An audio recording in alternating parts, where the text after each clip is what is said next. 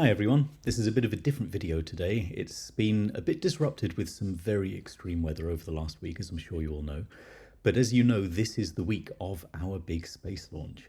So we have one more video that we want to share with you, which is this one today, where we're going to be doing two things. One of them is talking through a bunch of the questions that many of you have been asking, and the other is to talk about all of the things that might go wrong and what we're going to do if they do. So without any further ado, let's jump into that. You can join me here in Mission Control and we'll talk through some of those questions and explain all of those last bits you might be wondering about Trodon's journey into space.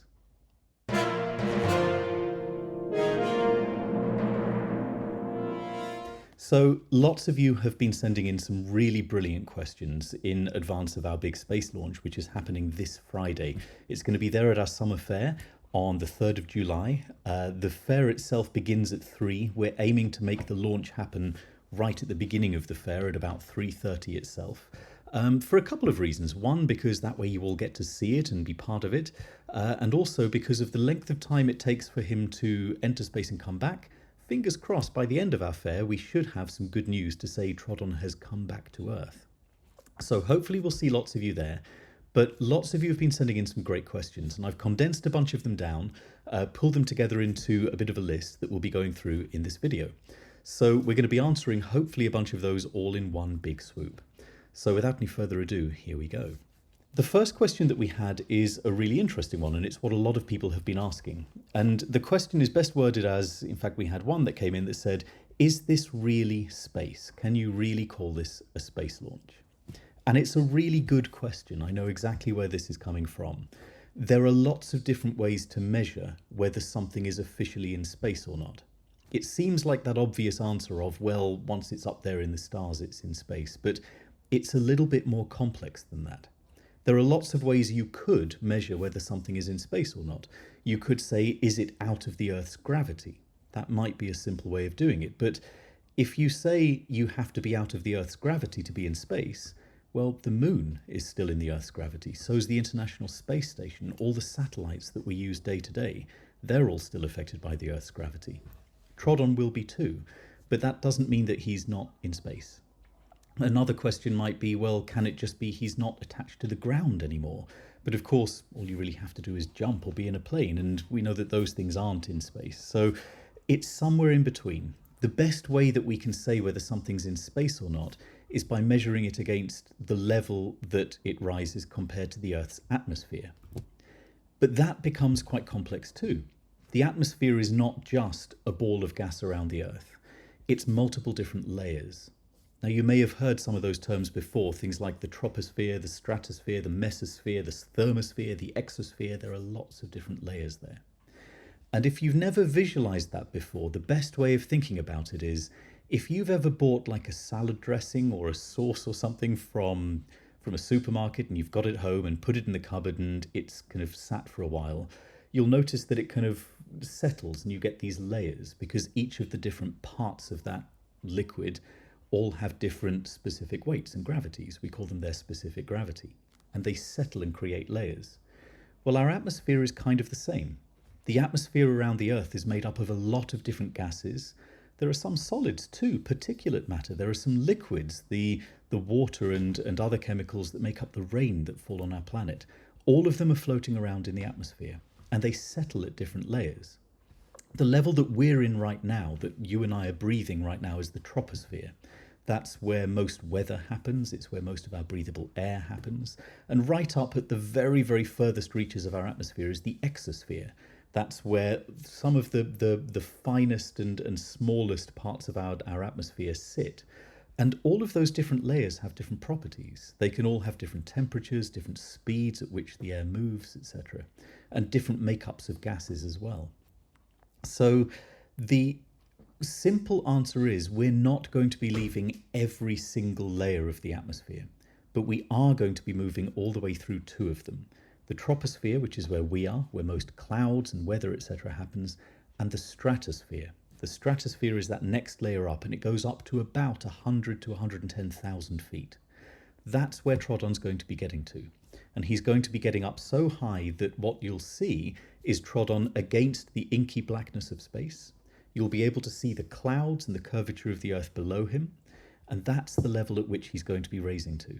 He's not going to go as high as things like the space station or a satellite, but he will be high enough to be what most people would consider entering into space. The other measure is, at the end of the day, we're a primary school. And doing something like this, yes, there's no way we're ever going to be able to get something to land on the moon or to go and blast out into absolute outer space. I mean, who knows what the future holds? But for here and now, we think that's sufficient. And so for most intents and purposes, what most scientists would agree is that officially, yes, this is a space launch. The other way of looking at it is we had to get approval and authority release for us to be able to do this. And in all cases, it's marked as an astronomical event. So yeah, even legally speaking, it's a space launch. The next question was a really interesting one, which is, are we really allowed to do this? Which is a really, really good question. You know, can anybody just go and release something like this and send it up into space? The simple answer is yes, you can do it, but you need to get permission, which we've done. In the UK here, the governing body, the people who looking after this side of things, is called the CAA, the Civil Aviation Authority. They're the ones who work with anybody who's not military to control our airspace around the UK. So if you are flying in a plane, if you're launching a big balloon like this, even if you're doing things like wanting to launch 100 balloons at a wedding or something, you usually have to ask permission from the Civil Aviation Authority. And it's not a case of us needing to do training or anything special. Most importantly, what it's for is they're checking two things. First of all, they need to make sure that we're being safe, that we're not doing anything silly like sending up equipment that could hurt someone if it comes back down. And also it's making sure that airspace is observed. So when we release this balloon, they need to let anyone know who's flying in a plane nearby to say, right, look out for a dragon that's heading up there because this is happening at this time. We do have approval for that, and I've been checking daily with the CAA. It is something we'll come on to at the end of this video because it is one of the biggest things that can go wrong. We have permission to do this, but as with any of these things, that permission can go away very easily. We have to sign to say we understand that the Civil Aviation Authority can turn around right up to the last minute and say, no, you're not allowed to launch. Well, in a bit in this video, we'll come on to exactly what we'll do if that happens, but we'll just hope that that isn't the case. And for all intents and purposes right now, yes, we are allowed to do this. The next question was, why are we doing a space launch and not something for the school? The specific wording of this, we got a message in to say, this all looks great, but there's so much being done for the school. Why aren't we doing something like that instead? Is this really a big priority? And it's a really fair, really good question. There are a lot of things that we want to do to improve around the school, and those are absolutely still our priority. But there's something that I think is important for us to mention and to explain, which is that this initiative, this space launch, this is not being done as kind of a core school activity. Everything that's being done here is being done through volunteers, through both parents and staff at the school and lots of other friends of the school community who've all decided to spend their spare time doing this as something that we think is going to be really important for the children. The reason that we've chosen to do this as a space launch is for three reasons. One of them is it's a fundraising activity. So as you've seen, we're raising money from companies who are going to put their logos on our craft, as well as others who just want to sponsor this and give some money to the school in exchange for us doing something cool. Every single penny of that set of donations is going straight towards the school, and we're using it for some brilliant things. We're improving the equipment in and around the school. We're adding in new items in the playground. We have a need to build a new friendship house in the back playground. There's a scooter park. There's lots more that's coming. And every penny of this is going towards funding those things. The second reason is because although this isn't being used directly, it's not taking up direct school time, it feeds into the curriculum and it gives really great lived experiences that teachers can use to help teach things in their day-to-day work. So this means children have the opportunity to use this as inspiration for creative writing, to write poems or descriptions about what's happening. In science, they can use this to understand, well, why does a balloon rise instead of just sit where it is? They can use it in history to understand and look at the history of spaceflight and how humans changed with their understanding of where our world is in the universe around us. So there's lots and lots of opportunity for learning, and that's a really, really big, important reason why we wanted to do this. And the third reason is a really special one, and it's one that I think is probably the most important, which is we want this to be something inspirational. I think it's fair to say that for anybody who comes to Spieneland, if you had asked a year ago and said, what are some of the things that you hope you can do at school, at primary school, saying, I want to send something into space would probably be fairly low down on the list. Or if we're really fair, probably something people would say, well, that's not something you can expect to happen at primary school. But it's a cool dream, and it's something that I think most of the children we've spoken to are really excited by. And it inspires them not just in terms of that inspiration for learning, but that view of saying, no matter what your dream is, even if it's something crazy and outlandish, like I want to send a picture I've drawn into space and back for real, then with the right amount of effort and with the right amount of planning and with asking the right people for help, it can be done. And we're really hoping that every child comes away from this and remembers and will for the rest of their life be able to say, when I was at school, we sent something into space. If we can do that, I can do anything. So that's the main reason why we're doing this at the school. But to emphasize and reinforce that point, this is not taking up school resources or school time. All of the standard curriculum and standard teaching and provision is all still very much in place. It's all entirely been done by a group of incredibly amazing volunteers. And I'm so proud to have been able to work with all of the parents, all of the staff who have helped make this happen. It's incredible to see the effort and the support that's come in.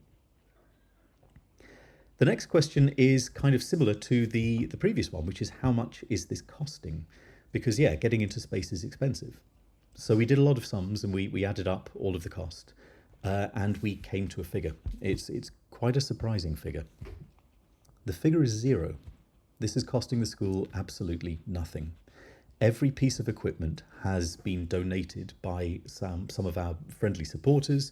It's stuff that we've already had laying around, or it's stuff that people have been very happy to come and give to us and help make sure that all of this happens, which is a phenomenal thing for us to be able to say that we're really sending something into space and the school gets to do that for free.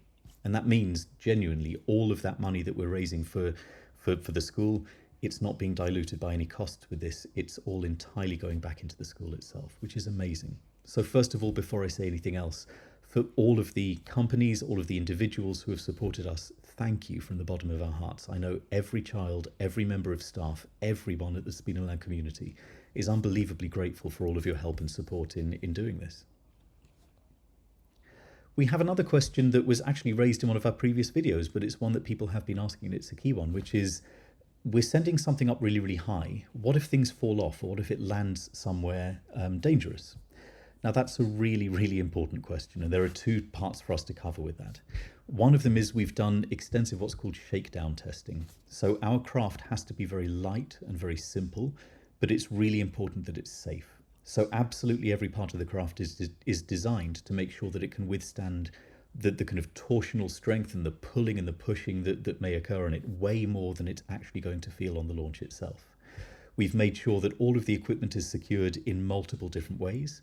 So for example, the camera or the satellite tracker or Trodon himself, they're all not only glued but also screwed and zip tied down. So if any one of those things fails, others will hold it in place.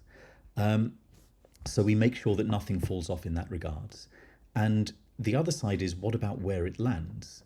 If you go onto Google Maps and you zoom out and have a look at the UK, while we're quite densely populated, it's still quite true that most of the land that he can land on is going to be someone's garden or a big empty field or a forest somewhere. But there's always that chance that it could land somewhere challenging, like in the middle of a motorway, or landing on someone's greenhouse and cracking the window, or whatever it might be. The chances of that are really, really, really small.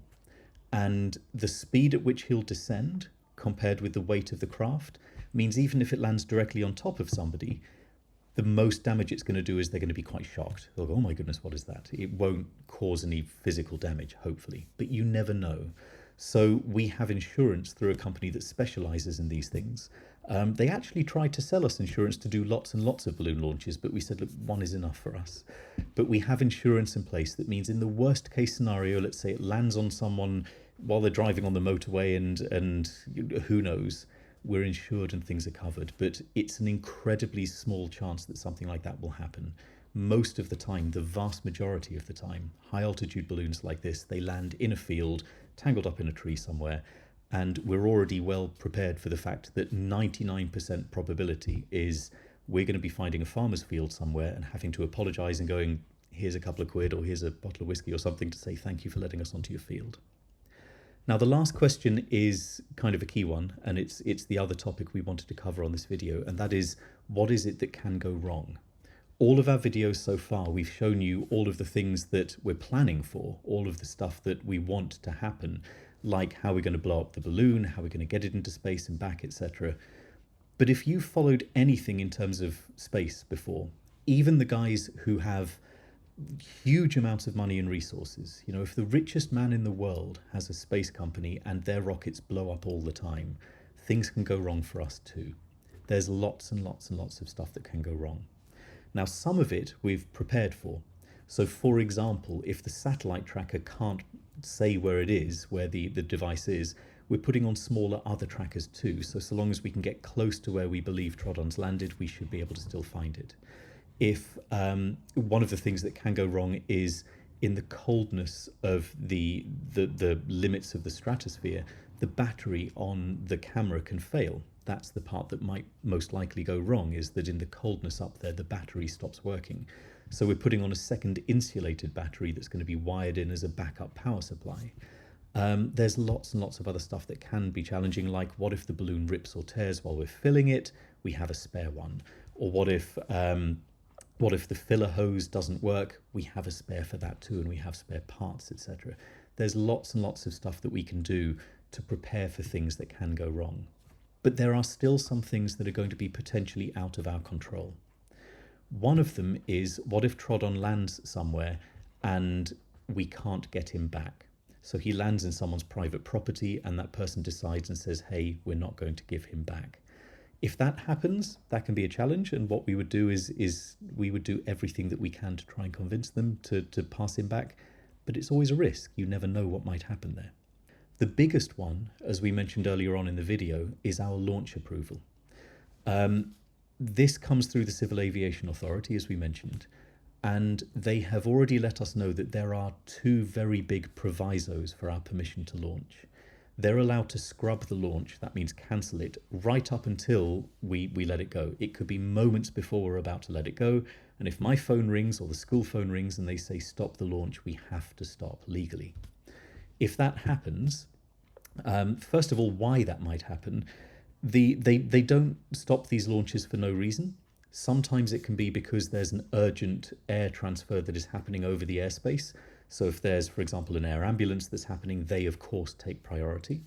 The other reason is they, just like us, will be looking at the weather patterns around and working out and saying, we think the balloon's going to land here. And we are down the road from a very important military base called RAF Welford. It's not just a place where military people are, it's also where there are a lot of very important munitions and armaments, etc. It's a very, very secure place. If the CAA thinks that Trodon might enter their airspace at a low enough altitude to cause problems, they will call us and say, look, you cannot launch. The weather means there's a chance that something could go wrong here. We're also at risk that we get there on the day, we're there at the summer fair, and me and the rest of the team look like complete fools because something has gone wrong, like the balloon has burst or the helium is all messed up or whatever it might be. But we do have a plan, and this is a plan that we're hoping all of the children are going to learn from and understand. Things absolutely can go wrong. They probably will. There will probably be something that doesn't go to plan. If that happens, we have ways around it. We can retry different bits and pieces. And if on the day of the launch it means that we can't launch, the approach that we'll take is we will just wait and try again. Our promise to the school is no matter what it takes, if we get to the summer fair and we're looking like we're going to launch the balloon and something means that we can't, the kids will at least all still be able to see his craft. They'll be able to see the little Trodon figure that we have on the craft all ready to go. They'll be able to go and see all of their pictures on the flags. But we will make a promise there and then that whenever it happens, we will launch it. We will video it. We'll show you the result. We hope it's going to be on the day so you can all be part of it. But if it's not, we're just going to have to say, I'm really sorry, these things happen. but we're going to try and try and try again. And I think going back to that earlier question about inspiring the children at Speenham Land, this is the other thing that we're hoping that this whole programme is going to do. It's an opportunity for us to explain to the children and say, sometimes things are risky. Sometimes we know that things can absolutely go wrong. And when they do, the best thing that we can do is not to say, well, we tried, but oh well, but to keep on trying and from learning from what has happened before. And that's exactly what we're going to do. So we're all making that promise right now to say, if things do go wrong, if we have a reason why that launch can't go ahead on the summer fair, whatever the case might be, we're going to keep trying until we do launch it. It may just look a little bit different to how we expected, but it will happen, and Trot-On is going into space. So hopefully all of those helped answer some of the questions that you had sending in. If you do have any more, do let us know. We'll put things into comments. We'll keep you up to date through newsletters and bits and pieces too. But all that remains for me to say is that the next time you see a video on here, hopefully it will be a little video showing us all at the summer fair, hopefully with many of you there, where you'll be able to see Trot-On actually on his journey into space and back. Thank you all so much for your support so far. We're all so excited about what's happening and this brilliant space launch. And also thank you to the whole school for the fact that we came up with this crazy idea a little while ago to say, let's send something into space. And they embraced it. And Mrs. Lurie and Dr. Wilson at Newbury Academy Trust and all of the staff, Mrs. Osmond, everybody who is there and part of allowing us to do these sides of things. We wanted to say a huge heartfelt thanks to them because they've taken a massive risk on us. They still are. But I think it's been an amazing journey, and we're really going to put Speenham Land on the map altogether. So thank you all again, and we'll see you at our summer fair.